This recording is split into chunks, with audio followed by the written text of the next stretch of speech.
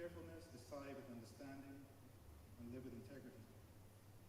The people of this land may grow together in unity, in mutual understanding, and in charity to the world. Through Jesus Christ, our Lord. Amen. To the Lord's Prayer. Our Father, who art in heaven, hallowed be thy name. Thy kingdom come.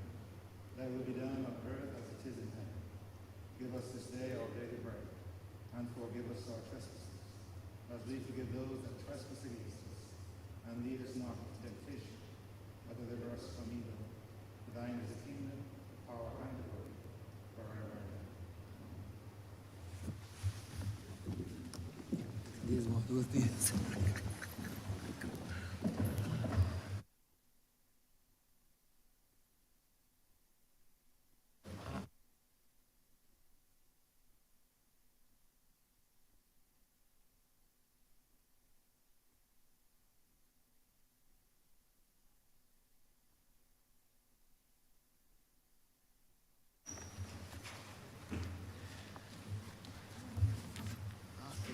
Suspending started orders, we will have a supplementary.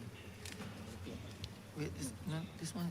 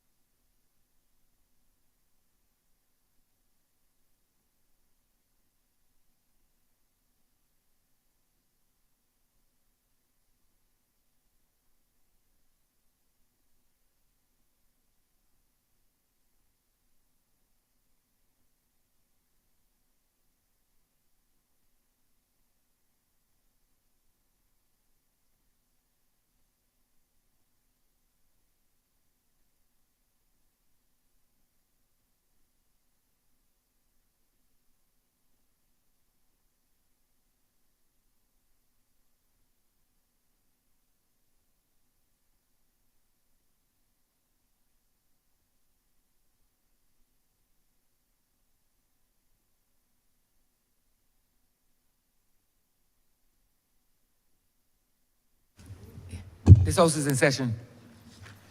Minutes of the meeting held on Tuesday, July 25th, 2023 to be deferred. Honourable Leader of Government Business. Mr. Speaker, I beg to move that the aforesaid minutes be deferred. The question is that the aforementioned minutes be deferred. All those honourable members in favor, please say aye. Aye. Those against, please say no. Meeting the ayes have it. The aforementioned minutes are hereby deferred. Announcements by Your Honour. Messages from Her Excellency the President. Petitions. Papers. Honourable Member for St. Peter.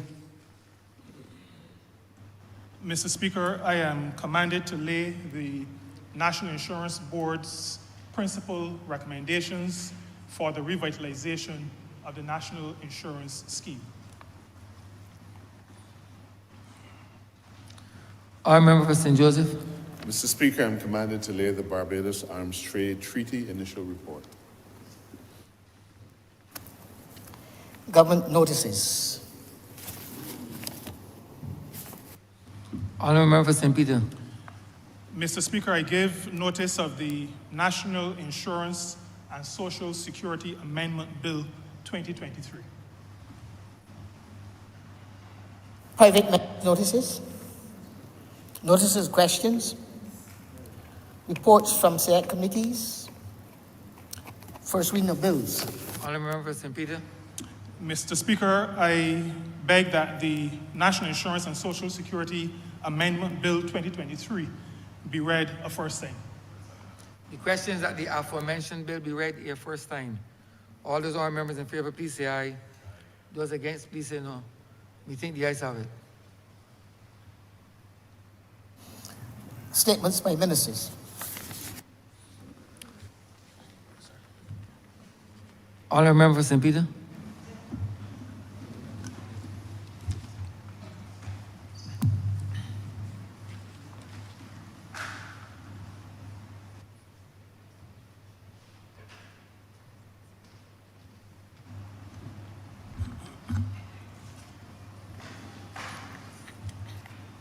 Mr. Speaker, the 17th Actuarial Review of the National Insurance Fund the Unemployment Fund, and the Severance Fund, and at December 31st, 2020, was laid in this Honourable House on August 9, 2022.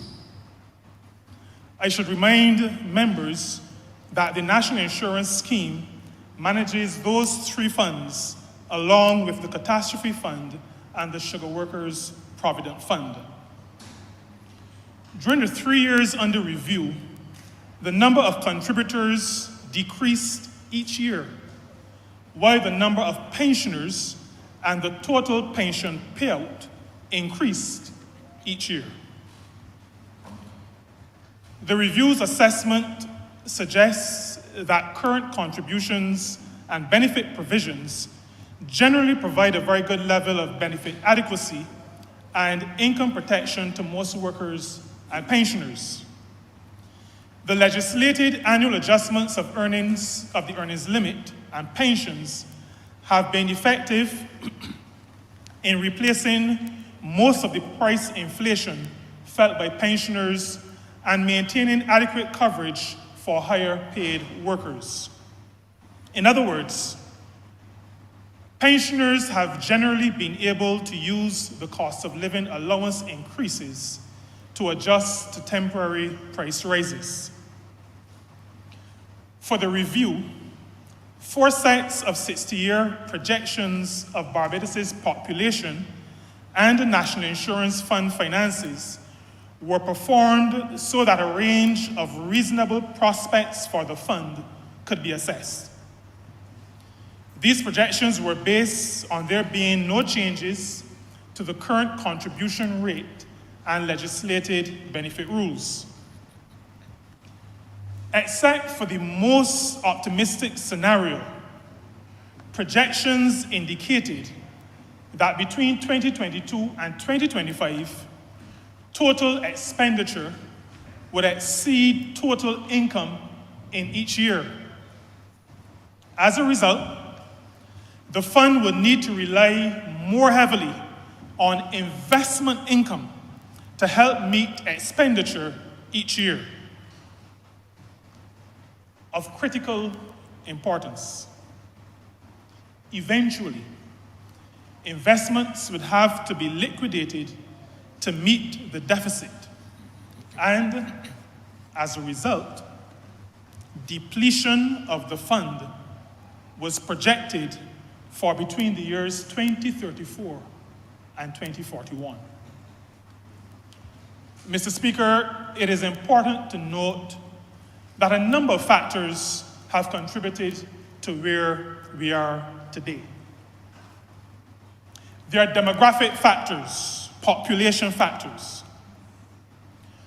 Our population is aging and has begun to decline. Allow me to share some statistics. In 2015, there were 2,874 live births, 2,538 deaths, and 3,481 persons taking the Barbados Secondary School's entrance examination. 2,874 live births, 3,841 taking the examination. In 2020, there were 2,349 live births, 2,713 deaths, and 3,381 taking the Barbados Secondary School's entrance examination. In 2021, 2,207 live births, 2,895 deaths, and 3,336 taking the Barbados Secondary School's entrance examination. And in 2022, 2,274 live births, 3,349 deaths, and 3,091 taking the Barbados Secondary School's entrance examination. Our total deaths per year now exceed total births. In 10 years, the number of children taking the Barbados Secondary School's entrance examination will be 33% less than the current amount. These statistics make very clear the serious challenge we face. There will be fewer and fewer workers to contribute and support persons who are living longer and longer. We used to say that our population was over 280,000 and that we were heading toward 300,000. The numbers now say that our population has started to decline. Another contributing factor is the reality that when the NIS was originally designed in 1967, the average life expectancy was 68 years. In 2004, when the last adjustment was made to the NIS, life expectancy was 75 years. Today, it is 78 years average and expected to continue increasing. These two trends mean that we are simultaneously suffering from a reduction in the contributor base. In other words, the number of people who are paying national insurance, while paying out more in benefits to an increasing number of pensioners. There are also factors around employment status. The informal sector is growing. A higher percentage of persons are not tied to an employer, and many do not participate in the social security system or contribute to NIS. Statistics suggest that less than 15% of self-employed persons contribute to the scheme. And there are governance factors. The structure of the NIS splits responsibilities between the public service and the National Insurance Board. This, as you can imagine, causes challenges in management, allocation of resources, and accountability. This government has acted as a responsible government should, like it has since being elected to office in 2018. We took the people into our confidence and starting in July 2022, undertook an extensive series of consultations. The National Insurance Fund is strong currently, with assets of approximately $4 billion, with average yields on investments of 4.3%. Even though the fund is not in crisis now, we know that we have a date with destiny between 2034 and 2041. We've refused to kick the can down the road and instead took a decision to ensure that the people of Barbados will have a social security system that is sustainable and will be able to provide benefits for all, particularly the most vulnerable. This administration has made it clear that for every major decision, we will consult with the public. In order to make the eventual reforms to revitalize the national insurance scheme a reality, we met and consulted with a wide range of stakeholders, including the social partnership, leaders of faith-based organizations, the Democratic Labour Party, the Alliance Party for Progress, independent senators, the Executive Committee of the National Union of Public Workers, the Executive Council of the Barbados Workers Union, Unity Workers Union, Barbados Association of Retired Persons, the staff of the National Insurance Department, former ministers, chairpersons, and members of the National Insurance Board, members of the private sector, and managers of media houses. There were also 3 well-attended town hall meetings which were held at Combermere School, Alexandra School, and Princess Margaret Secondary School. Another town hall meeting was organized by the Democratic Labour Party at its headquarters. Additionally, suggestion boxes were placed at locations across the island, and the option to make submissions via email was also facilitated. 2 public surveys were conducted, which together received over 2,500 responses.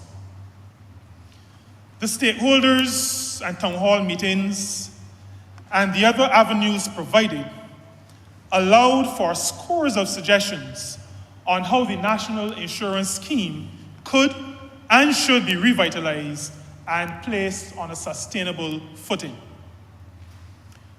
There was consensus that we all had a responsibility to ensure that those who contributed were able to benefit when the time came for them to receive benefits. Suggestions and proposals received address retirement age, contribution rates, the basis of pension calculations, participation by the self-employed, population trends in the country, investment policies, enforcing compliance, timely action to address any challenges, the need for audited financial statements, the composition and governance of the National Insurance Board, and the ability of the organization to be nimble and responsive, among many others.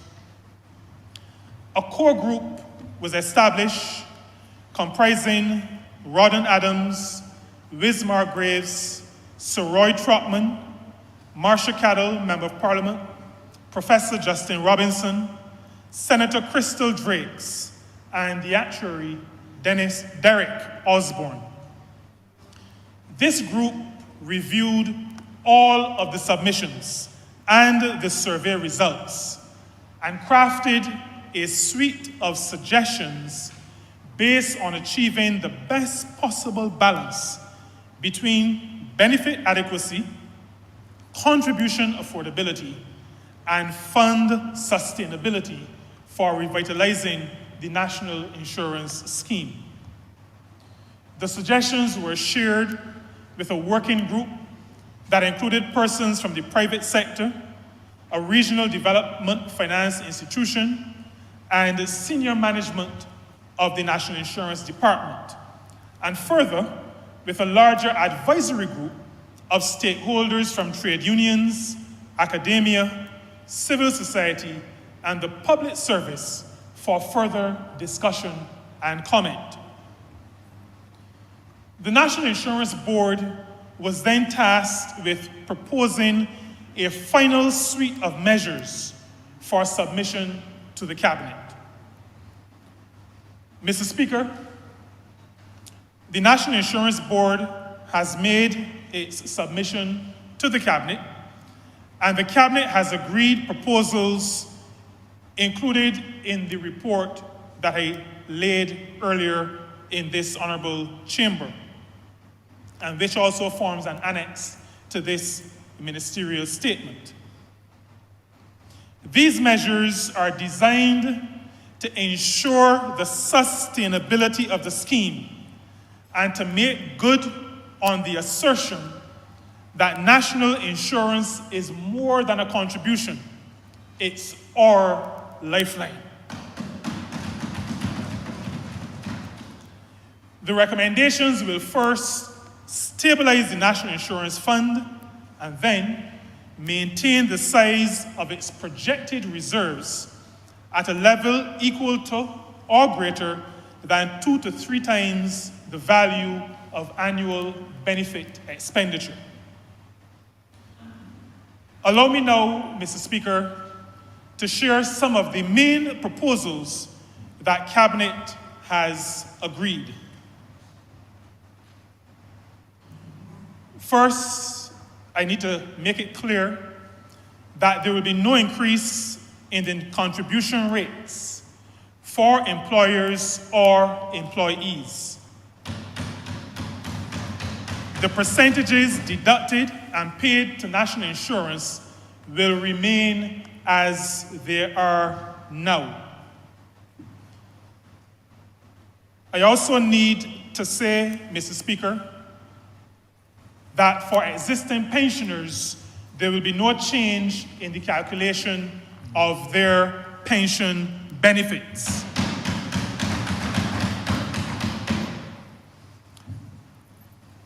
Mr. Speaker, I mentioned earlier that when the NIS was created in 1967, life expectancy was 68, and the pensionable age then was 67. Was 60. 60. Life expectancy was 68, and this is in 1967. Life expectancy was 68, pensionable age 60, based on the idea that 8 years was an appropriate differential between life expectancy and retirement age. As of 2020, life expectancy had improved to 78 and is expected to continue improving. The pensionable age is now 67, making the current difference between average years lived and retirement age 11 years. The measure, therefore, being recommended here is a 1-year rise of the pensionable age in 2 steps. In 2028, the pensionable age will become 67.5 years, and in 2034, the pensionable age becomes 68 years. Mr. Speaker, the public was very clear that while changes would have to be made, there was no desire to have 70 years as the pensionable age. We have done our utmost to honor that desire. Today, the first age to qualify for a reduced pension is 60 years. There will be a change to this age in 3 steps. In 2025, that first age to qualify for a reduced pension will become 61 years. In 2028, that first age to qualify for a reduced pension will become 62 years. And in 2031, the first age to qualify for a reduced pension will be 63 years. There will be an increase in the number of contributions required to become eligible for a pension from 500 weeks, approximately 10 years of contributions, to 750 weeks, approximately 15 years of contributions, with no effect on those who are 60 years or older on January 1st, 2024. For comparison, Mr. Speaker, Guyana, Trinidad and Tobago, and St. Lucia also saw it necessary to fix the number of contributions required at 750, and others in the region who are currently at 500 are moving in a similar direction. For persons less than 60 years old on January 1st, 2024, the number of contributions required increases by 30 weeks per year until 2030, and then becomes 750 weeks in 2031. It is understood that with most persons starting to work by their early to mid-20s, the requirement for contributing to the National Insurance Scheme for at least 15 years is entirely reasonable and brings us in line with international benchmarks. In this transition, however, we are making sure that persons who are already 60 years old or will be 60 years or older by January 1st, 2024 will not be affected. The National Insurance and Social Security Act will be amended to indicate that the National Insurance Board will develop a funding policy, and any adjustment being proposed to the policy by the board must be laid in Parliament. The minister responsible for Social Security must respond to the board's proposal within 6 weeks of the document being laid in Parliament.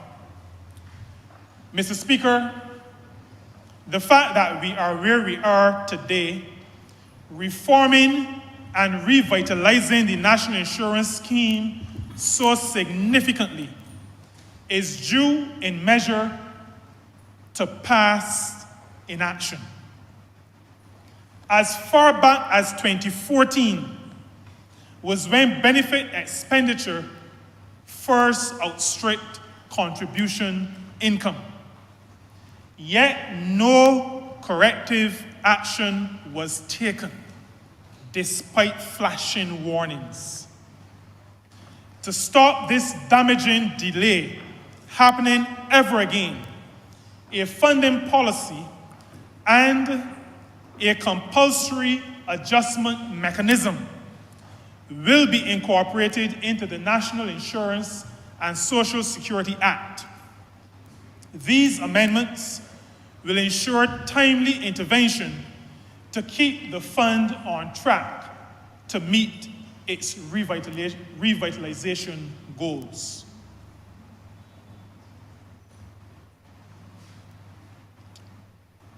There will be a change, Mr. Speaker, where the wages used to calculate the pension benefit will be the best 10 years rather than the best 5 years.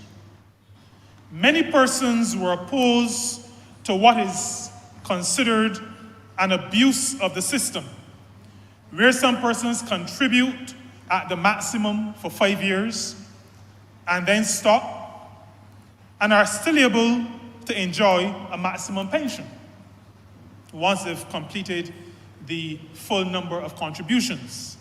Going forward, the basis upon which we calculate pension will be the best 10 years.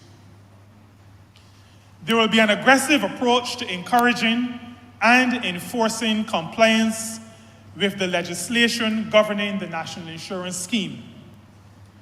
Officers from the compliance unit will be in the field, and the office will use all measures at its disposal to ensure that the law is being adhered to, including using garnishments or the law courts. A critical aspect of the revitalization of the National Insurance Scheme will be the implementation of a new regime that is more flexible and simplifies the process for self-employed persons to participate in the NIS by way of making contributions and receiving benefits. We expect that this will result in higher enrollment by self-employed persons in the National Insurance Scheme. Before I go on, Mr. Speaker, please allow me to reiterate that the classification of a person as self-employed is not determined by any construction company or any other company's management making a unilateral decision that a carpenter or a laborer or a steel bender is to be treated as self-employed just so that the responsibility and cost of Social Security is evaded. There are set criteria based on case law, and these are used by both the Labor Department and the National Insurance Department to make the determination. Good employers know what these criteria are and abide by them. The new regime for persons registered as self-employed will provide an innovative approach and formula for converting contributions into weeks and wages and a corresponding mechanism to determine short-term benefit eligibility. I will use an example from an industry that I'm pretty familiar with to make the point. A taxi driver will ordinarily generate decent cash flow during the December to April period. They may make some money again in between July and August. Currently, if the taxi driver does not make contributions in May and June, or September to November, for example, the system will say that he or she is delinquent and owes contributions and will levy penalties, not taking into account the seasonal nature of the business. The same goes for entertainers who may earn most of their money during Carnival or crop over, or artisans who may work on a house for 3 months and then may be out of work for a month before the next job begins. And in the third decade of the 21st century, gig entrepreneurs have a similar challenge. In the first phase, Mr. Speaker, we expect that self-employed persons will be able to pay their contributions without having to complete schedules or specify a period. They will be able to make their payments via bank bill payment, credit card, check, or cash. Confirmation of receipt of payment will be sent via email. There will be an online interface which allows the self-employed to view submitted contribution payments. And there will be the ability to pay at any time of the year. Thereafter, we expect that self-employed persons will be able to make payments using the NIS portal or using EasyPay. The contribution payments of all self-employed persons will be converted into earnings. Self-employed persons will be notified of their short-term benefit status each year.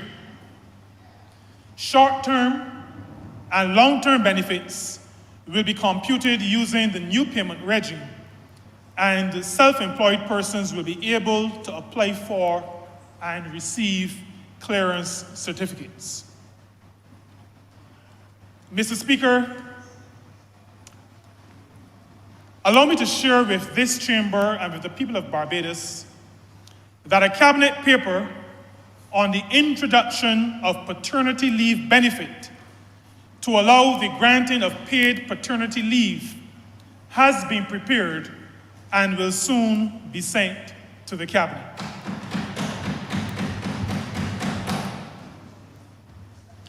Additionally, the NIS regulations will be amended to allow persons who have not made the requisite contributions to qualify for a pension to be able to catch up or become current with the understanding that a premium will have to be paid for that privilege. Mr. Speaker,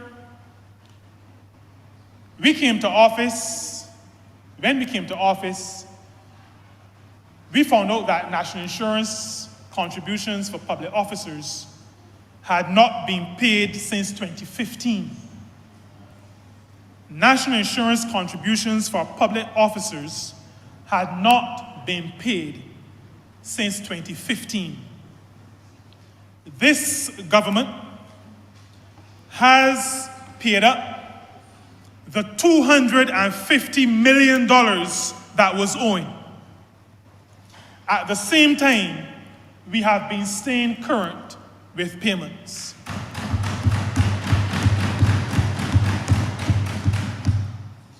Because of the impact of the COVID-19 pandemic, this government has recapitalized the Unemployment Benefit Fund to the tune of $143 million.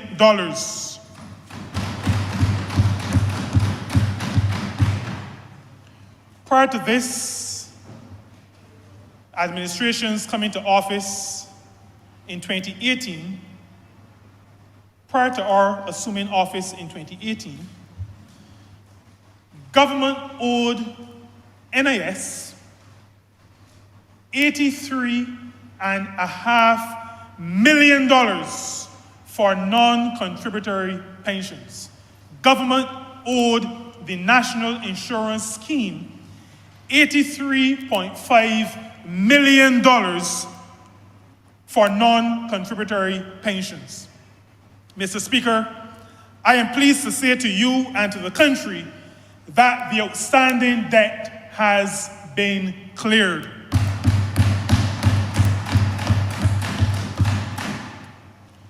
$66 million has also been paid toward the training levy.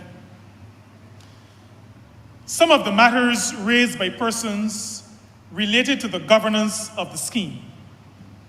During our consultations, we shared the hybrid nature of the current structure, where some functions related to the Ministry of the Public Service and others related to the board. It is not fully the NIS, not fully a government department, not fully a state-owned enterprise. We are, Mr. Speaker, in the final stages of transitioning the current structure into a commercial state-owned enterprise.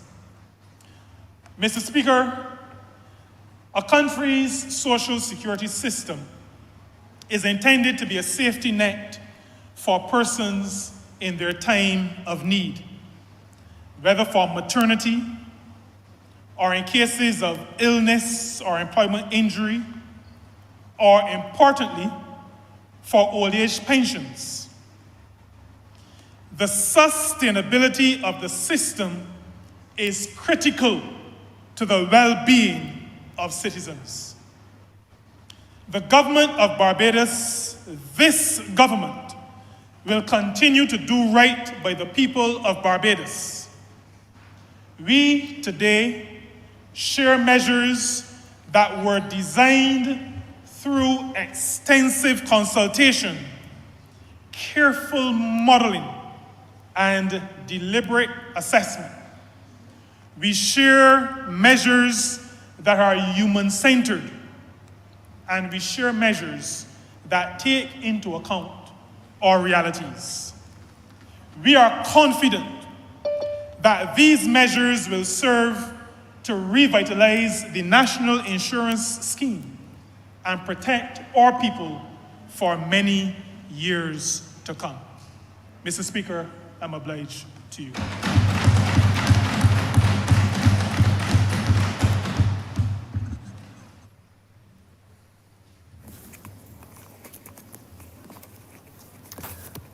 Congratulatory and obituary speeches, personal explanations, motions for leave of absence, oral replies to questions, notice of motions for adjournment of the House on matters of urgent public importance, orders of the day. Honourable Leader, Government Business. Thank you, Mr. Speaker. I beg to move the suspension of standing orders 6, 16, 18, 20, 42 subsection 5, 43, and 44 for the remainder of the day's sitting.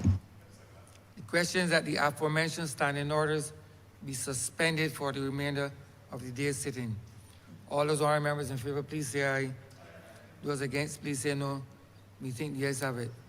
The aforementioned standing orders are hereby suspended for the remainder of the day's sitting. Government business is the order of the day. On Jordan.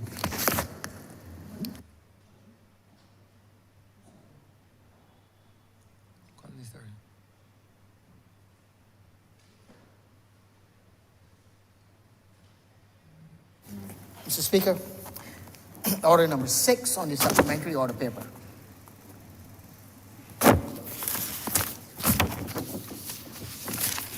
Order number 6, sir, in name of the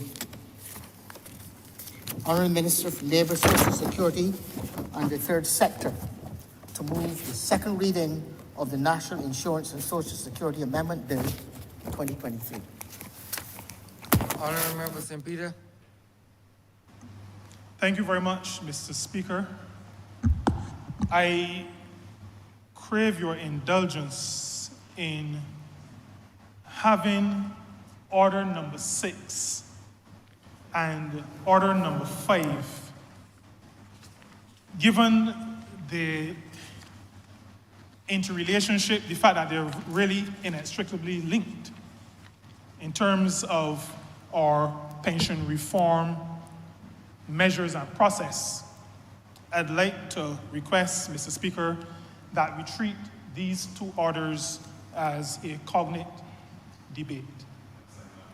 The question is that order number 6 and order number 5 be debated as a cognate debate, given the fact that they're inextricably linked. All those honourable members in favour, please say aye. Aye. Those against, please say no. Me think the ayes have it. 5 and 6 shall be treated as a cognate debate. Honourable Member for St. Peter. Thank you very much, Mr. Speaker. Mr. Speaker, I just shared with this honourable chamber a statement that spoke to the revitalization efforts of government as it relates to the social security system, the national insurance scheme of this country. I indicated that coming out of the 17th actuarial review, we recognized that a number of things had to happen, because we recognize, Mr. Speaker, that we manage not for ourselves, but we manage in trust. We are stewards elected to ensure that the business of the people of this country is looked after. We've been elected, Mr. Speaker, to manage the affairs of all segments of our population. And that is the reason why, Mr. Speaker, you hear us speak so often about not discriminating. You hear us speak about rubbing shoulders and listening to people. You hear us speaking about consulting with our population. As we recognize where we were with respect to our social security system, we also were recognizing that there was a challenge with the current structure of administration of our social security system. And the amendments that we are debating today speak directly to the matter of ensuring that the administration of our social security scheme, that the administration of our NIS is done in a professional way and is done in a way that avoids the challenges avoids the missteps, avoids the lack of action that has taken place in the past. Now, the need for these amendments to the National Insurance and Social Security Act, while I have shared already some of those reasons, I think I need to go into maybe a little bit more detail in terms of how we have gotten to where we have gotten.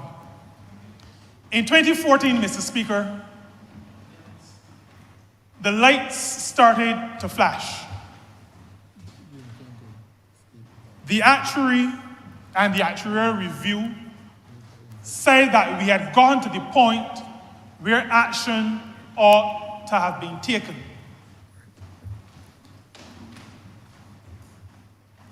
No action was taken. No action was taken.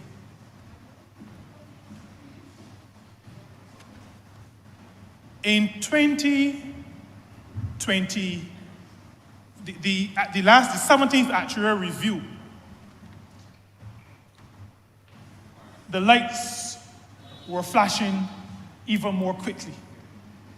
And we knew that we had to act. Now, Mr. Speaker, in 2014, when the lights began to flash, a decision was obviously made that action could be postponed for somebody else to do. That hard decisions did not need to be taken because they could fall to somebody else. They could end up on somebody else's plate. The 17th actuarial review said something similar. 2034 to 2041. Now, many of us may not be here in 2034, 2041.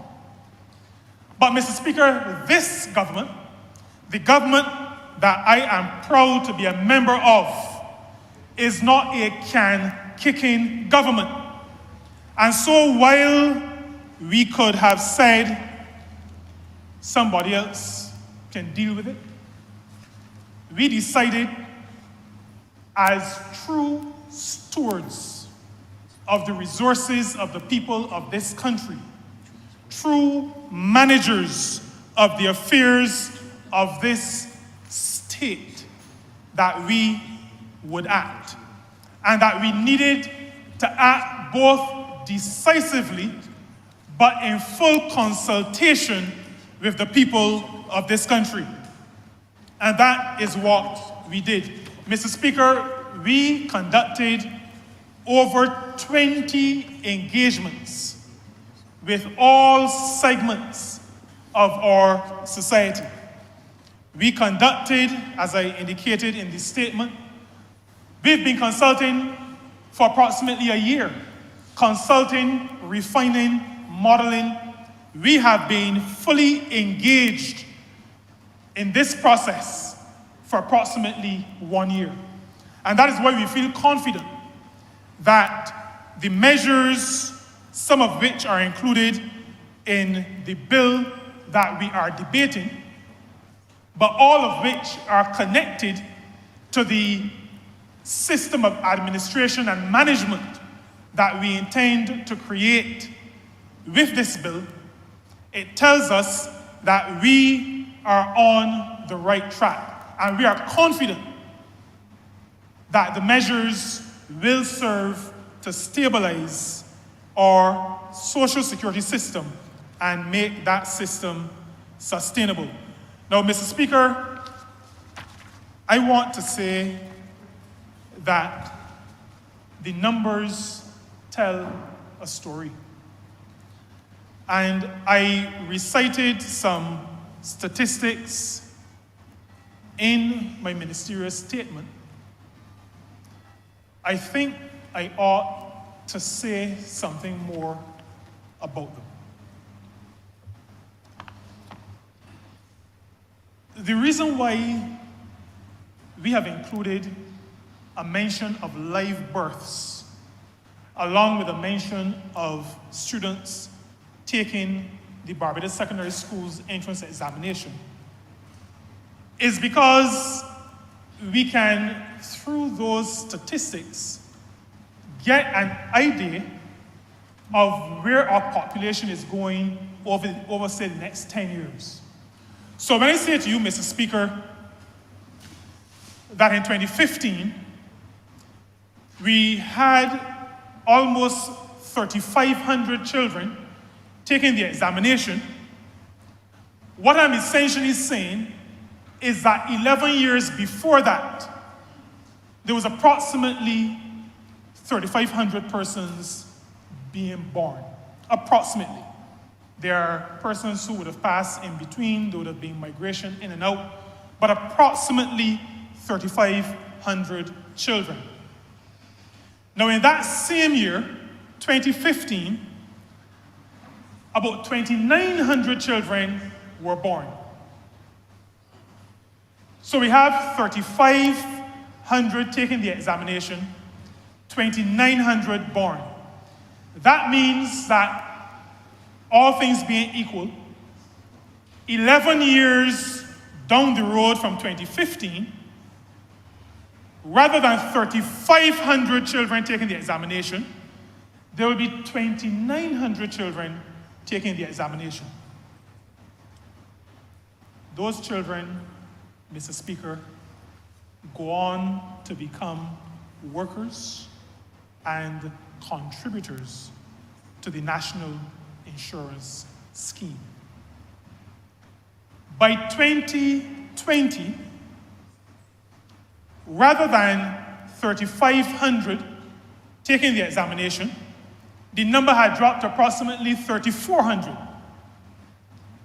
Rather than approximately 2,900 births, 2,350 approximately. We can see the trends. In 2022, where we are now, not 3,500 taking the examination, not 3,400 taking the examination, but just over 3,000 taking the examination. Live births, not 2,900, not 2,350, 2,274. In another place, and using another phrasing, somebody would have said, Houston, we have a problem. Our total deaths are also exceeding our births, but that follows because our population is aging. Less births, our population is now skewed into the upper categories. And like I said, I was one of the most shocked persons, Mr. Speaker, when I found out that our population is actually declining. Because as we go to meetings, whether locally, on Zoom, internationally, we speak about our country, we have grown accustomed to saying that we are 285,000. Some people take the liberty to go to 290. And there has been this feeling that we are approaching 300,000 as a population. The numbers suggest that rather than moving from 280 and going up, that we are regressing. And the preliminary numbers suggest that we may not even be at 270,000 persons. Now, what does this mean, Mr. Speaker? It means that there are less people paying international insurance, but more people having to receive benefits. Now, we are happy and proud that our people are living longer. We are happy that we live in a society, in a country that has provided the standard of living the access to health care that has moved us from 68 to 78. And all the trends show that this number will continue to rise. We are very happy that that is happening. But we are also, at the same time, concerned about our base. And so, Mr. Speaker, one of the discussions that we must have, and we must have in the very near future, is how do we address this matter of the base, the number of people, the number of human beings who are contributing to the National Insurance and Social Security system. The numbers that I shared and the fact that we have a declining population tells us very clearly that addressing the matter of non-participation by those in the informal sector, in other words, those who are self-employed, those whose work arrangements are such that they may consider themselves casual, take a job here, break a work here, a little hustle here, persons involved in what sometimes people don't see as mainstream, but vital aspects of this country's economic activity. What is referred to as the informal sector, even if we got to the point where everybody in the informal sector was contributing, the fact that our population is declining, the fact that the base of people, the number of people available to make contributions is declining, tells us that we have a challenge that goes beyond compliance by those who are currently not participating. And that is why I say that there will be a time, there must be a time in the not too distant future when we address the size of our population. Now,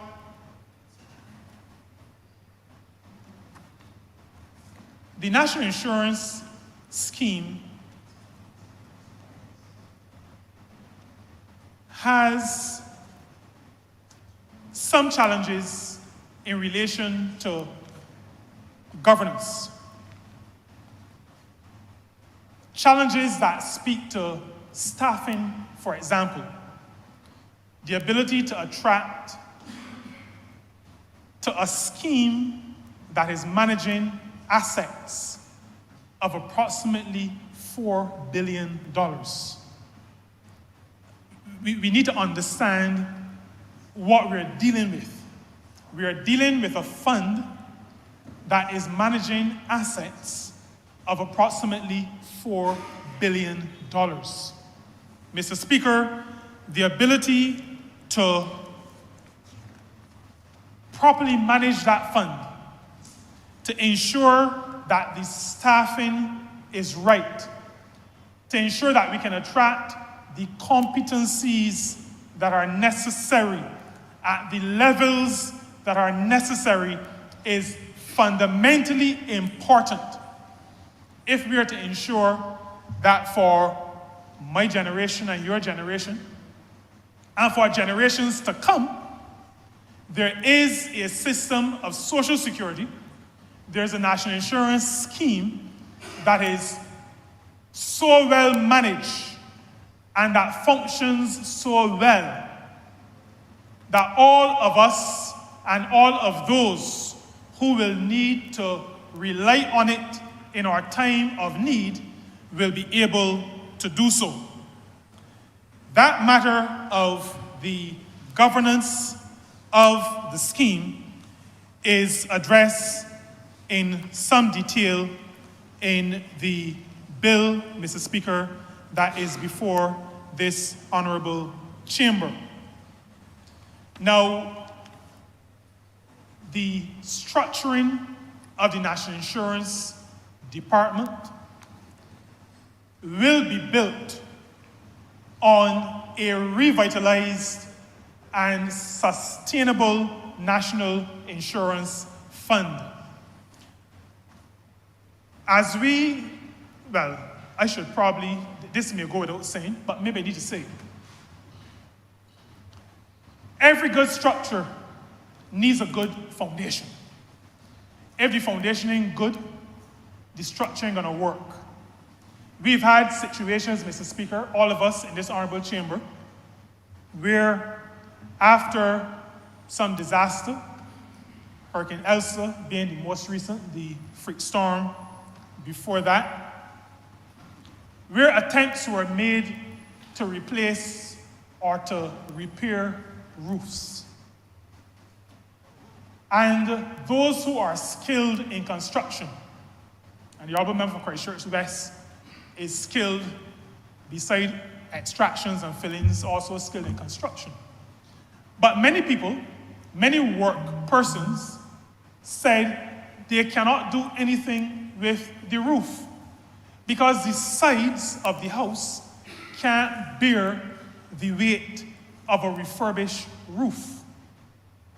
If the support systems are not good, that which is expected to govern and cover will not work. And that is the reason, Mr. Speaker, why we are at the same time speaking to the revitalization of the National Insurance Scheme and placing that scheme on a sustainable footing, while speaking to the governance of the National Insurance Department and creating a structure that is fit for purpose, but that is also standing on a fund, on a scheme, on a social security system that works, that makes sense, that is able to support and do what the governance structures would want it to do. And so, Mr. Speaker, as we examined what we heard in our various consultations, like I mentioned, our consultations were extensive consultations. Everybody who you could talk to, we talked to.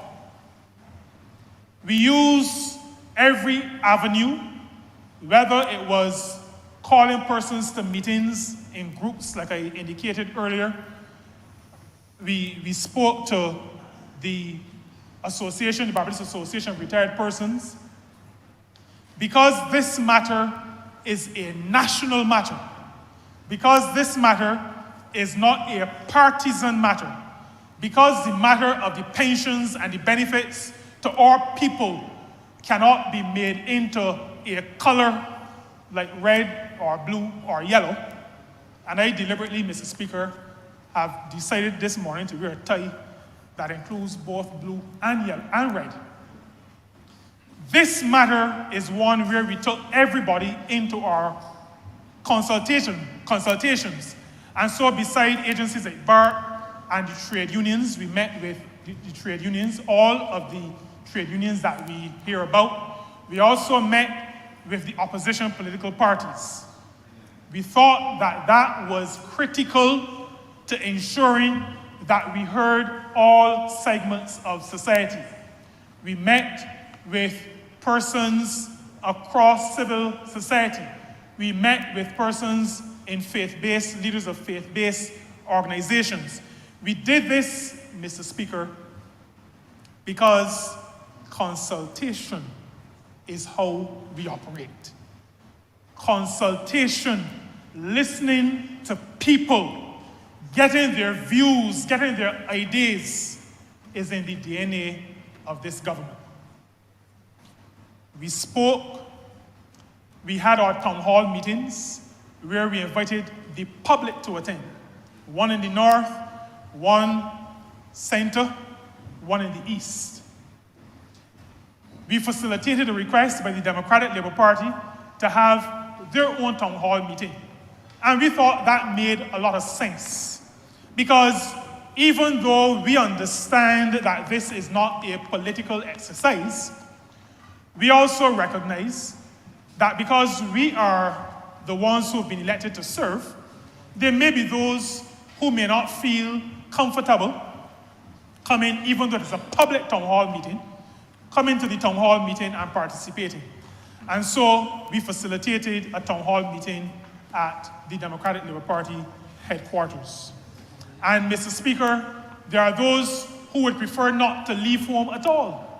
And we also facilitated them by allowing both for the streaming of the town halls, but allowing for the making of suggestions using emails, and then we place drop boxes. And ultimately, as I said, well, not ultimately, and additionally, we also provided where persons could participate in the surveys that were done, the 2 surveys that were done. And 2,500 responses, Mr. Speaker, tells me that the population was engaged and involved. Now, in making the foundation good, so that the amendments and the resultant structure of the National Insurance Department can be not just a reality, but can be one that makes sense, we've had to introduce some measures that will allow for the firming up of that foundation. Like I said, we did not procrastinate. We did not kick the can down the road. We determined that because we were elected to serve, we determined that after hearing the people in all of our consultation, that the people gave us the mandate to ensure that the national insurance scheme was put on the right foot, that it was made into a sustainable system, sustainable scheme. We've decided that there will be no increase in contribution rates. Persons touted that during our discussions, whether there would be contribution changes, increases in contribution rates. We decided that there would be no changes to those contribution rates. We also made a decision that for existing pensioners, and this was important, for existing pensioners, there would be no change to the calculation of the benefits to accrue to existing pensioners. We spent some time, Mr. Speaker, discussing, modeling, quite a bit of time working through what I refer to in terms of our pensionable age. And we recognize that when this scheme was set up, now the National Insurance Scheme, in the context of social security systems in the Caribbean, is considered one of the most mature, if not the most mature scheme in the entire Caribbean region. This scheme was set up in 1967. When it was set up, like I indicated, the life expectancy, average life expectancy, was 68 years of age. That was the average life expectancy. And the pensionable age was set at 80. So that a person would become entitled to a pension at 80, would ordinarily retire at that point, and would have an expectation to live for about 8 years after retirement to enjoy the evening of their years. But Honourable, because... you say 80? Sorry? You said 80? Or you meant 60? 60. Sorry, 60. The life expectancy was 68 in 1967.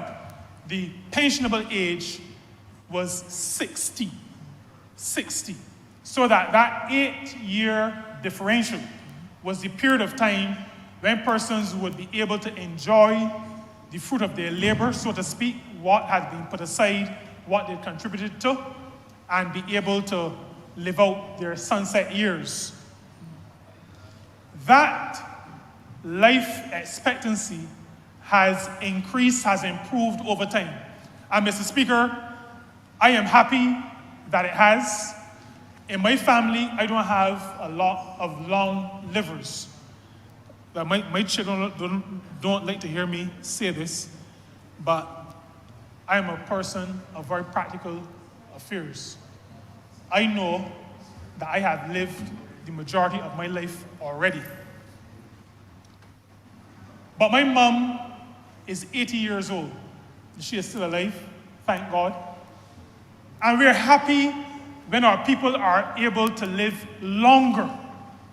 We like when our people are around for longer periods of time, or our parents and our grandparents. And that has been the result of investments in our healthcare system.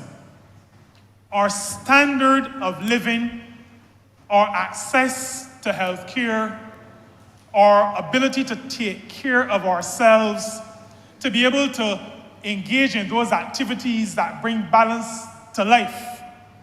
All these things have contributed to our increasing life expectancy.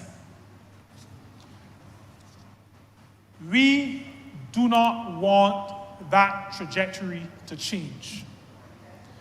We want life expectancy to continue to increase. What it does mean is that we will have to find a way of providing pension benefits to persons for a longer period of time. And so, Mr. Speaker, our work was not to adjust life expectancy. Our work is to make sure that we have enough money in the fund to support persons who are going to be living longer and longer and longer. And so, recognizing that the life expectancy has moved from 68 and is now round about 78, the average life expectancy, and heading toward 80 over the next few years, we have, yes, a good age. My mom is helping to bring that average up, and I hope that she'll be around a long time to help. Yes, and the Honourable Member for Christchurch East, they are around, and I know the Honourable Member for Christchurch, where Central is doing what he can to help keep people going for as long as possible. But Mr. Speaker, all of our efforts, and those efforts, Mr. Speaker, sorry, not the Honourable Member, but those efforts are appreciated because we want our people to be around. And like I said, our responsibility is to make sure that we can support them as they stay around with us to help us longer. That differential, which was a generally accepted differential in the times when the scheme was set up, that 8-year differential has now become 11 years. And there are consequences to that. Now, sometimes there are people who say that, I'm going to say, and I don't know if people say it to make themselves feel better, but I realize that when I say I feel better, people say that 50 is the new 60. Is that the right way? 60 is the new 50. And 70 is the new 60. And 80 is the new 70. Meaning that people are able to enjoy quality of life for longer periods of time. And like I said, it makes me feel better too, because at my age, I am now just in my very early 40s. And I feel good about that. But the differential means that a good government, a good social security system has to work out how we are going to be able to fund it. That is just a very practical matter, because money doesn't grow on trees. We have to fund it somehow. And so we heard very clearly in our town halls, we heard on the call-in programs, we heard from our interaction with various interest groups that nobody was interested in a pensionable age of 70 years. And so, Mr. Speaker, we took that as a guide. As a government that responds to our people, we knew where our people did not want to go. And so we've made the decision that we would increase the pensionable age by 1 year, but that we would increase it over a period of time, by 1 year. Now that 1 year means that if it had been done today, the differential would become not 11, but 10 years. And this is a point I want to make. If today we increase the pensionable age by 1 year, that differential would move from the 8 years that it was in 1967 to 10 years today. However, that change is not being made today. The pensionable age will become 67 and a half in 2028. Now, Mr. Speaker, according to the trends, in 2028, the life expectancy, the average life expectancy, will be more than it is today. And so the differential may not be 10 and a half years. The next step of increasing the pensionable age, moving from 67 and a half to 68, occurs in 2034. 2034. And again, as the trends from our statistics indicate, we will not, in 2034, be at a life expectancy, an average life expectancy of 78 years. I suspect, Mr. Speaker, that based on the trends, at that time, the differential is likely to be the same 11 years as it is now, or even maybe greater. And that is something that I want to make clear to all of us in this chamber and to all of Barbados. The differential, the period of time between pensionable age and average life expectancy, that differential is not likely to decline, but is likely to increase even as the pensionable age moves from 67 currently to 67 and a half in 2028 and 68 in 2034. Now, part of building the structure to be able to handle these amendments, Mr. Speaker, and to handle the amendments in the bill that is at order number 5, which bill speaks to the public sector pension reform activity. Part of building that foundation speaks to developing systems that encourage persons to participate for as long as they can. That said, it is understood that for some reasons, persons ought to leave service at an earlier age.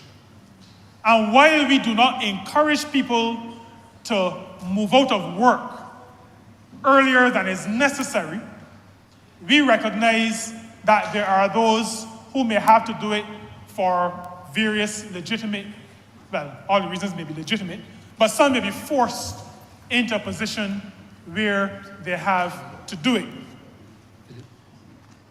Currently, to qualify for a reduced pension, a person has to be 60 years of age to qualify for that reduced pension, because obviously if you leave the service early, it means that there is a period of time when that worker is not contributing to the National Insurance Fund. And so that is the reason why we talk about a reduced pension. We are changing that first age to reflect both the need to create sustainability in the fund, but also to recognize that increase in life expectancy that I spoke about. And we change that first age to 61 in 2025, to 62 in 2028, and to 63 in 2031. Again, moving that age, but moving it in steps, moving it in stages. Mr. Speaker, the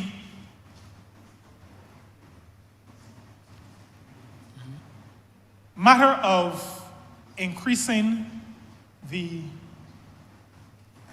number of contributions required to enjoy a pension from 500 weeks to 750 weeks really speaks to a contribution period of 15 years, approximately 15 years. And for most of us who started to work maybe between 18 and 25, those 15 years take us to 40. And we believe, and based on all that we heard in our town hall meetings, we are certain that the public believes and agrees that 15 years of contributions is a reasonable amount of contributions to become eligible for a pension. 15 years of contributions. And so that is one of the measures being taken. But even in making that increase, that change will not take place in one fell swoop, because we recognize the need to phase the changes. We recognize that in any system where there's going to be change, that there needs to be a process where people can get accustomed to the change incrementally. And so we change by 30 weeks each year. So from 500 weeks to 530 weeks. And from 530 to 560, we change and we increase the number by 30 weeks each year until 2031, which is the year that 750 weeks becomes the requirement. Now, Mr. Speaker, adjusting by 30 weeks per year is also very reasonable, given that in every year there are 52 weeks. So what we are saying is that for a person who does not even work a full year, a person who works for a segment of the year, that person is still easily able to qualify in this situation. We did not change it by 52 weeks each year to get to 750. We've made the adjustment 30 weeks per year. 30 weeks out of every 52 weeks. Once you've contributed for those 30 weeks, then you are in line to qualify for the pension. Now, I spoke about the compulsory adjustment mechanism. That is important, but I know that others will speak to that. But essentially, the people of this country said to us in our meetings, in our engagements, that they are dissatisfied with signals being sent that action needs to be taken and that governments would refuse to take the necessary action. Mr. Speaker, we listened, we have heard, and in this amendment bill, which we debate today, is the provision for that compulsory adjustment mechanism. Mr. Speaker, it will become the law of this land that a government cannot, with our national insurance scheme, kick the can down the road. We are done with that.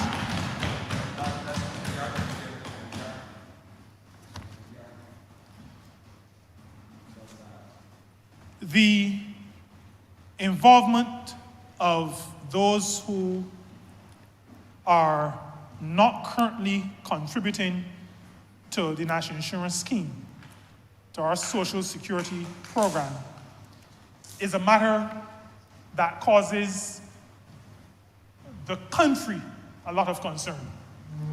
As a matter of fact, Mr. Speaker, in our engagements with the public, particularly in the town hall meetings, there was expressed significant concern about those people who do not contribute or who contribute below what they should be contributing to the scheme. And so we recognize that we had some work to do with respect to our self-employed. And like I said before, I'm referring to people who are legitimately self-employed. And like I've also said before, well, before today, in this honorable chamber and in other places, I expect, and I'm happy that among the strangers who you have allowed, and strangers using parliamentary language, among the strangers who you have allowed to enter this honorable chamber today,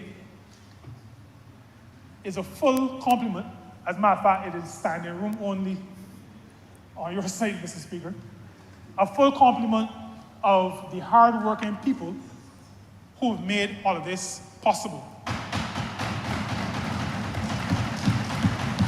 From the Ministry of Labor, Social Security, and the third sector, particularly from the ministry, and let me identify, even though they are part of the ministry, the National Insurance Department. They are here with us today. Ministry, board, ministry, and the National Insurance Department. But I've said to them, particularly the Labor Department and the National Insurance Department, that we have to be aggressive in ensuring that the bad players in this country, and I'm not saying that most of the players, most of those who are employers or involved in business are bad. I'm not saying that at all. But there are some bad ones. And the Labor Department knows because people complain for them. The National Insurance Department knows because people call and ask if there are contributions. And here, but nobody has submitted anything for you. I have said to them that they have to be aggressive, and if they are to be faithful to the demands of the people who we serve, they will have to be more aggressive in ensuring that employers who engage workers to help them carry out their work, and by that to help them to build wealth, they must ensure that those workers are treated fairly, that they are allowed to contribute to the social security system, that they're allowed to contribute to that social safety net that they are allowed to participate in the national insurance scheme. There will come a time when they need to, as we say, draw benefits. For those persons who are legitimately self-employed, we recognize that the system was much too inflexible. As a matter of fact, it was an archaic system. It was a system built when people were tied to the plantation. And those who were not tied to the plantation, like in the country where I come from, were living in town and tied to some business place in town. Outside of that, there were those who were vendors who looked after themselves by selling produce. But the vast majority of persons who were working were tied to institutions. We live in a society where that is no longer the case. And so, Mr. Speaker, we have created a system that will allow for flexibility. Flexibility for those who are self-employed, allowing them to be able to contribute according to their business structure, according to the seasonality, according to the peculiarities of work that is not a 9 to 5 or 8 to 4 attached to some other organization kind of work. We will, and we've set ourselves to have this completed in very short order, that persons who are self-employed will be able to make their contributions, and those contributions will be transformed into earnings so that the $100, the $150 that is given as a contribution, we will work a system where we can say this represents earnings for X number of weeks, so that out of that, calculations can be made to determine benefit eligibility, so that out of that, we will no longer have a situation where we're saying that people are in default, that they haven't contributed, and that they ought to be penalized. We are developing a system to suit the times. We are developing a system to suit Barbados and Barbadians where Barbados and Barbadians are at in 2023 and where we will be beyond. Mr. Speaker, I think that I will speak now to some specifics of the bill. I've already shared that the matter of making sure the foundation is good is absolutely essential as we speak to the governance, that overarching system. Now, currently, we have a National Insurance Department, we have a National Insurance Board. Years ago, when I joined the board representing, well, in another life, representing the private sector, I was told that there was something also called the National Insurance Office. That begins all the confusion. In this bill, Mr. Speaker, we will be transitioning from a department or a hybrid between a department and a board to a commercial state-owned enterprise. And this bill will establish, once it is passed, obviously, and eventually proclaimed, a national insurance and social security service. The management of the National Insurance Department have been quite adamant that they see their role in this country, they see their role in society as providing a service, for the people of this country. And I must, Mr. Speaker, applaud them for recognizing their role and for, to some degree, insisting that that nomenclature be included even as we transition the organization. And so the body corporate will be the National Insurance and Social Security Service. Now, the bill outlines the functions of the service and the functions of the service to manage and operate the system of national insurance established by the Act, is responsible, of course, for policy, organization, administration of the system. It is responsible for staffing in all of its facets.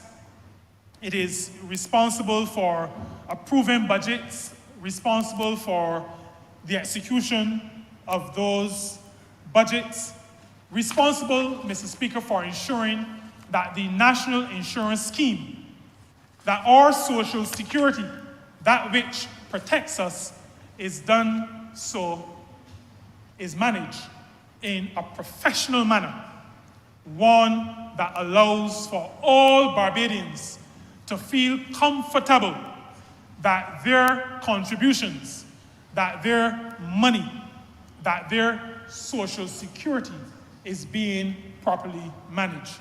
And so the service will have annual plans prepared and also have annual and mid-year reports prepared.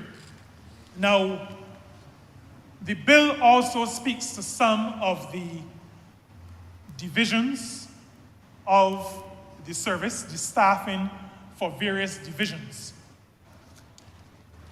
In our consultation with our stakeholders, the private sector, and the trade union movement, we took an initial proposal and we made some adjustments to it, recognizing the fact, Mr. Speaker, that what we're talking about is, to use a word, but it's not really a word I want, but it is serious business. And the reason why I use that word, trying to think of a different term, is because there are businesses in this country that manage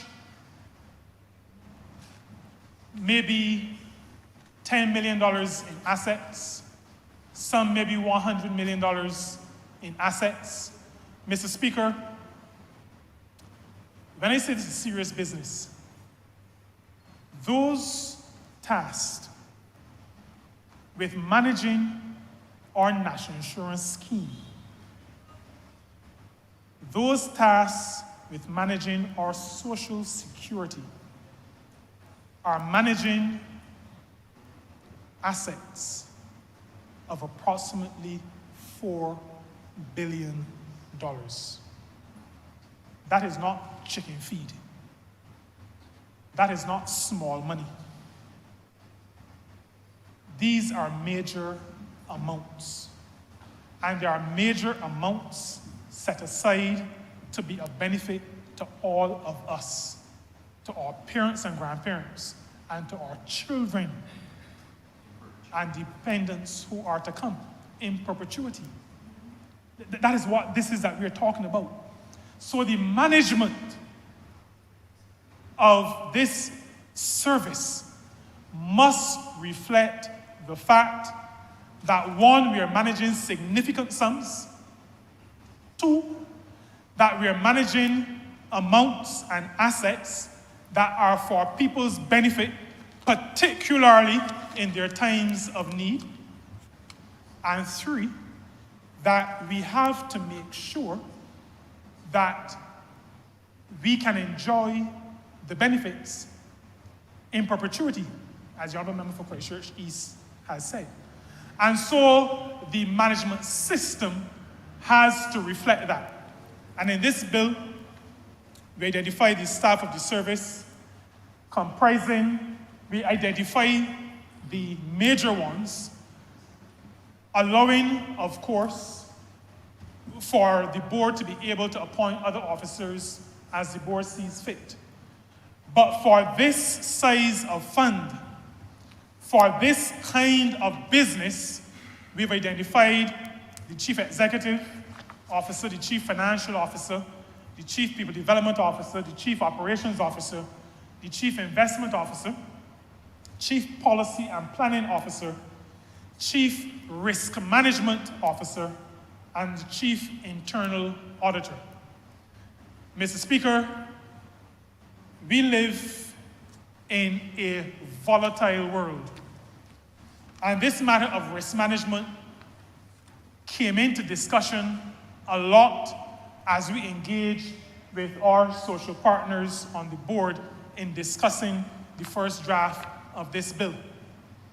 And we are agreed that in a world, we now talk about polycrises, in a world that seems in recent times to be hurtling from one crisis to another, this matter of risk is one that has to be taken seriously by the entity that manages our social security system. And we expect that the board of the service will put in place the requisite risk registers and all the other professional systems that must go into play if we are to ensure that the risks that are all around are properly managed for the sake of those who are to benefit from the national insurance scheme, our social security system. So those are the persons who, the staff, the positions that the bill identifies. The bill goes on to detail the roles of each of those officers, their roles, their responsibilities.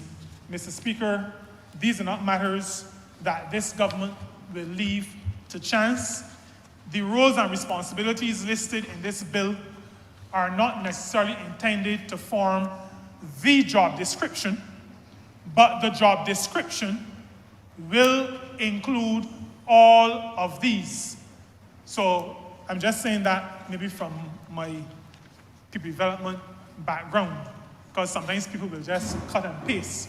So professional job descriptions will be prepared, but these elements are fundamental to the work of each of those officers who have been identified.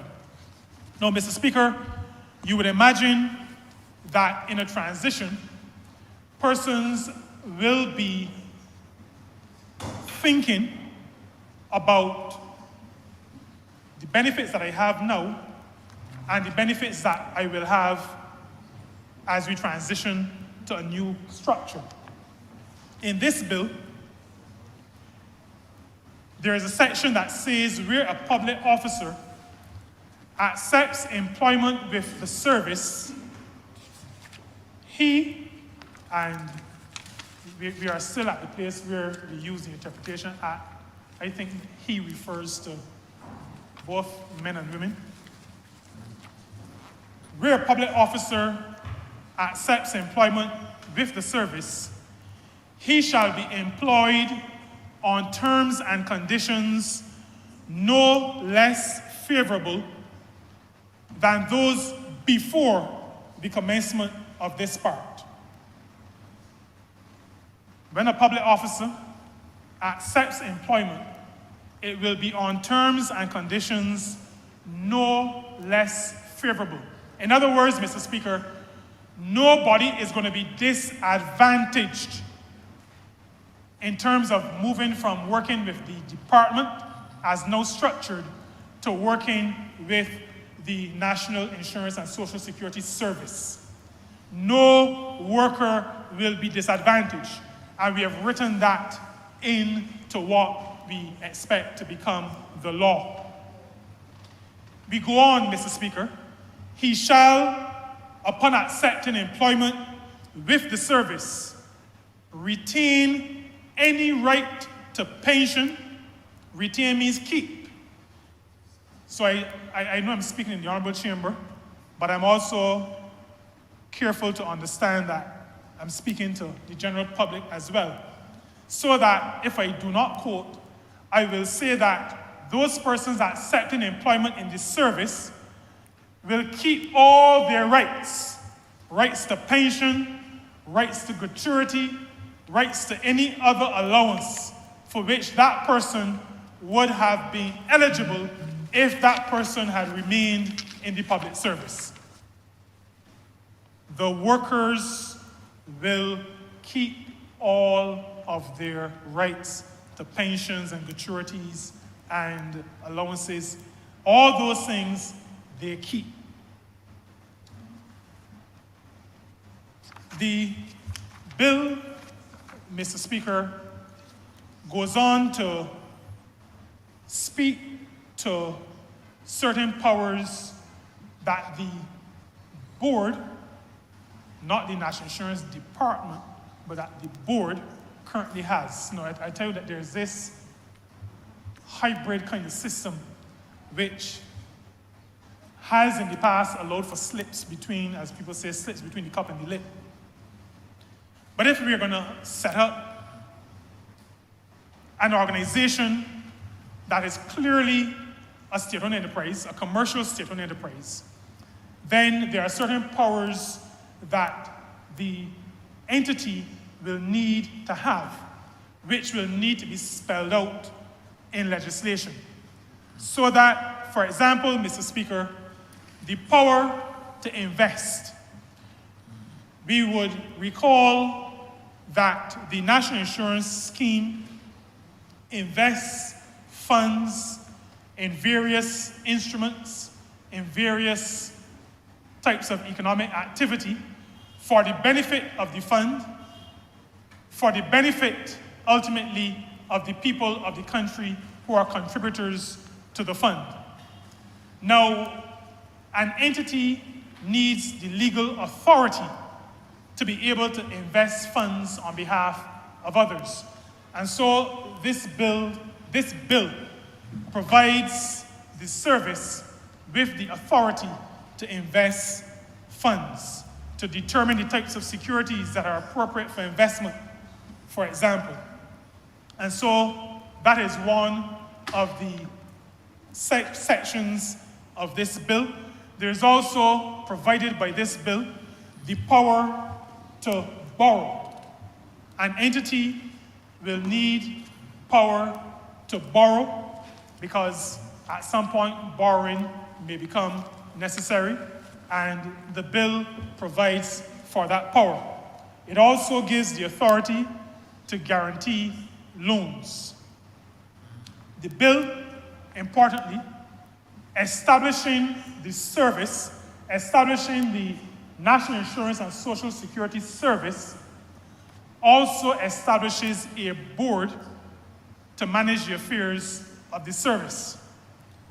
Now, the board is detailed in the schedule, which is at the end of the bill, but the board, rather than have members as in the existing setup, the board will have directors, like a normal board.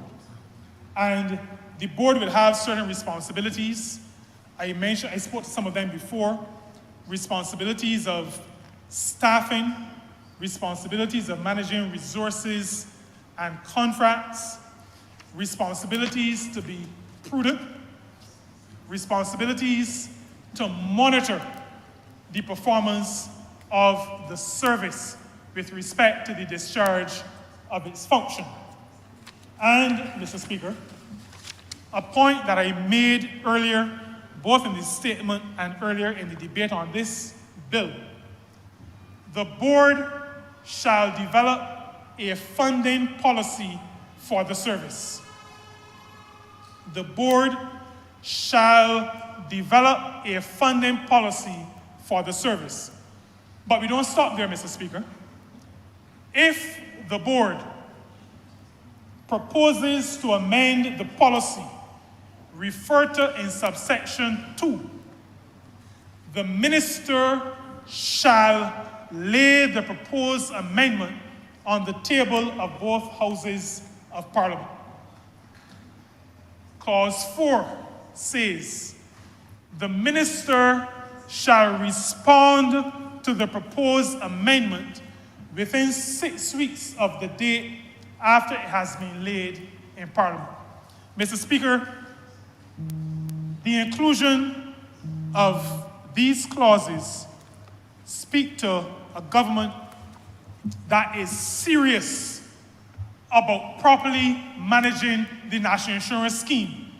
It speaks to a government that takes seriously its responsibility to make sure that the national insurance scheme is sustainable and in a position to benefit those of us who are around now and those of us who will be around in the future. And that is why, Mr. Speaker, it speaks to the fact and uses the language of shall. A funding policy the board shall develop a funding policy for the service. If the board proposes to amend the policy so that after an actuarial review, there may be the recognition that we need to do something about the funding policy. So, Mr. Speaker, if we were transported back to 2014, if this had been in place, and the board has said, we need, based on what we see in the actuarial review, we need to adjust the funding policy. If this had been in place, and the board had amended, the law would have ensured the minister shall lay the proposed amendment in the House. The minister would have been required by law to say to the House of Assembly, to say to the public through laying it in this House, what it is that has been proposed. Now, it is understood that a minister, through the collective action of a cabinet, may have a different perspective or may want to adjust a perspective. And so the response to the board's proposal also has to be made. The minister shall respond to the proposed amendment within 6 weeks. And so, Mr. Speaker, one of those good governance measures found that arose out of the discussions and the consultations and the work of the core group and the working group and the advisory group was that we have to ensure that kicking, putting off action for somebody else to deal with, has to be something of the past. We are in an era of good governance. The bill goes on, Mr. Speaker, to speak to administrative matters of fixing seals and delegating functions, allowing the service through the board to acquire real property, which is kind of similar to the whole matter of the ability to invest. It speaks to protecting the board. It speaks to the power of the board to appoint committees.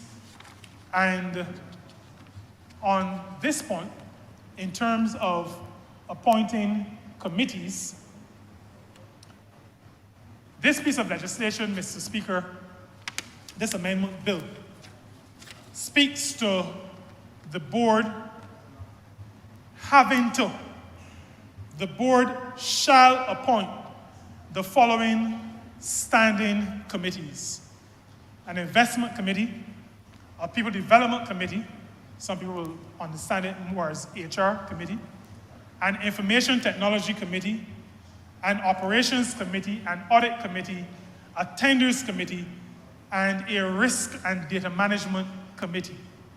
And again, in an era where there are risks, there are all kinds of things happening around us, it seems all the time, we thought it important, as we consulted with our colleagues and our partners, that something like a risk committee needed to be enshrined in the legislation and set up so that we, as we manage the people's funds, as we manage a large fund, as we manage the funds that provide protection for all of the ordinary people of this country, that we are on a continuing basis managing something like risk. And so the bill allows for the establishment of those various committees. So, Mr. Speaker, those are the major elements of the bill that is before the Honourable Chamber today. This bill, like I said earlier, speaks to allowing the National Insurance Scheme to be certain about its management, to be clear about responsibilities, to be not just clear about its responsibilities, but to be professional in the discharge of its responsibilities. And Mr. Speaker, as I was saying that, I remembered something else that I needed to bring to the attention of this Honourable Chamber. Very importantly, there was a time when the board, which is a tripartite board, and I'm talking about in the existing system, comprised of 9 persons. This board, unlike many other boards in this country, is tripartite because there's representation from workers' organizations and representation from employers' organizations.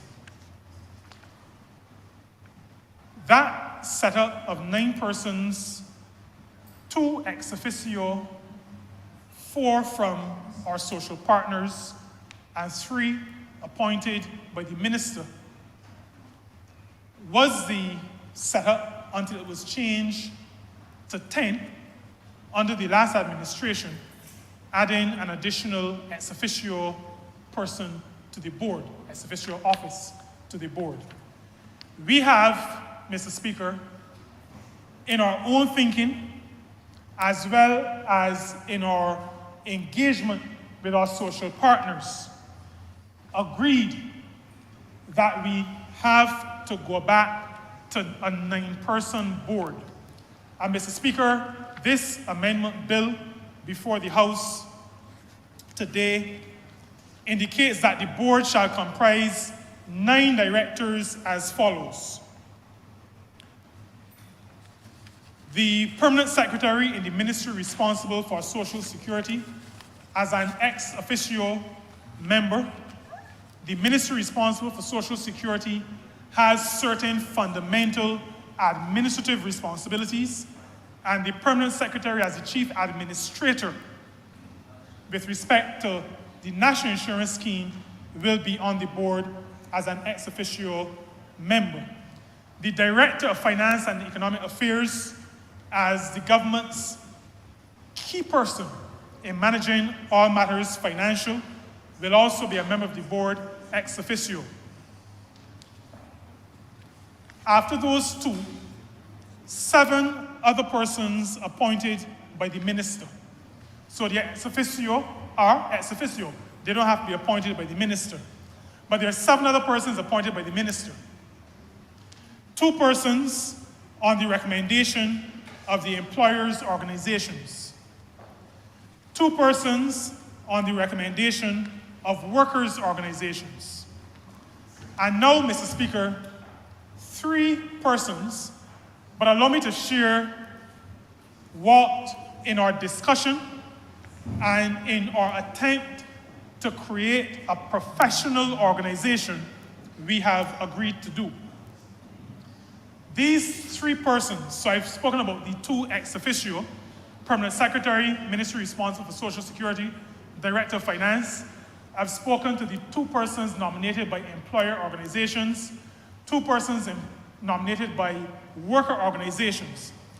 But the 3 persons nominated by government, appointed by government, must possess expertise or have at least 10 years experience in law, finance, accountancy, management, corporate governance, economics, pensions, or other skills appropriate to social security matters. So that these are people who are serious, who are experienced, who know what they're dealing with, who know what we're talking about, who are qualified to help to manage this kind of institution. In other words, I can't, Honourable Member for Christchurch East, appoint or ask for my daughter to be appointed to the board, or some good friend who I have who has no bona fides in managing a $4 billion entity. This is an attempt, Mr. Speaker, to ensure that the very highest level of professionalism is brought to the leadership of this very important institution.